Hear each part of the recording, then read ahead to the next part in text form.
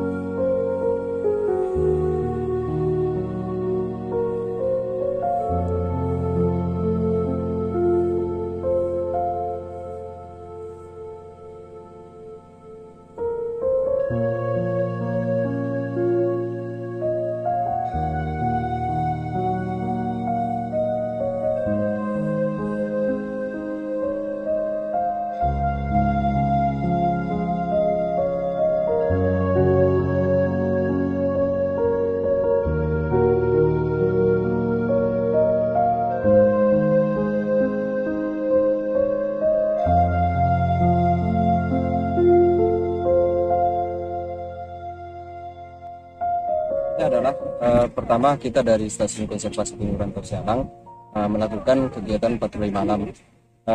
Tujuannya adalah untuk menginspeksi lokasi-lokasi sarang penyu yang ada di pantai Rantau Sialang ini.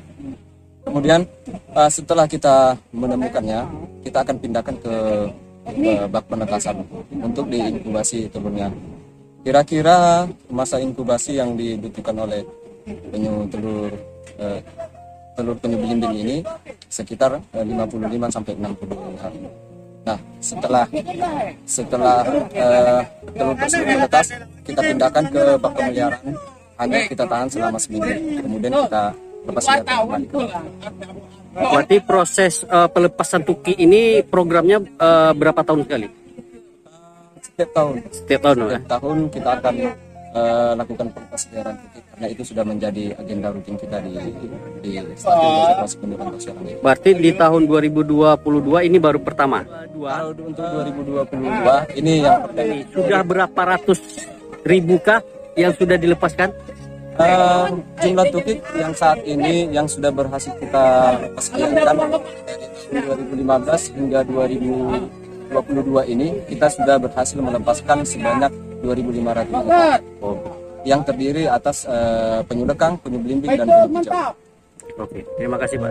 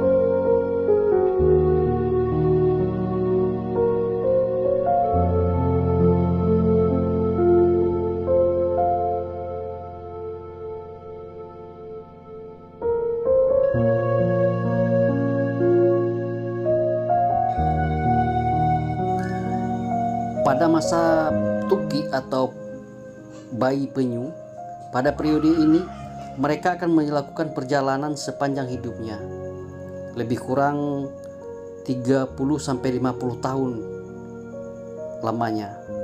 Nah, pada saat dewasa mereka akan melakukan mencari pasangannya dan mereka kawin dan menuju ke pantai. Jadi masa periode tuki ke dewasa itu disebut juga dengan masa periode hilang.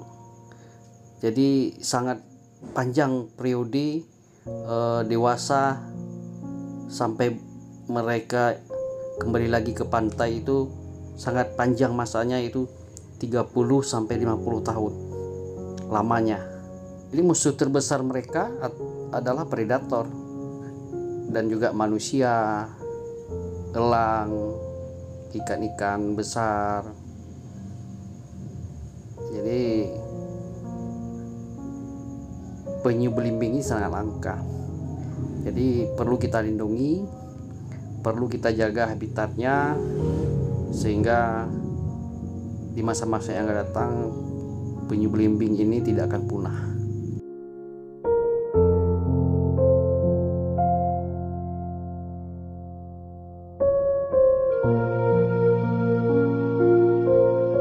Periode pertumbuhan penyu hingga dewasa selama masa pengembaraan sering juga dikenal dengan waktu yang hilang. 30-50 tahun yang akan datang baru kita bertemu kembali di pantai ini. Semoga kita masih dapat melihat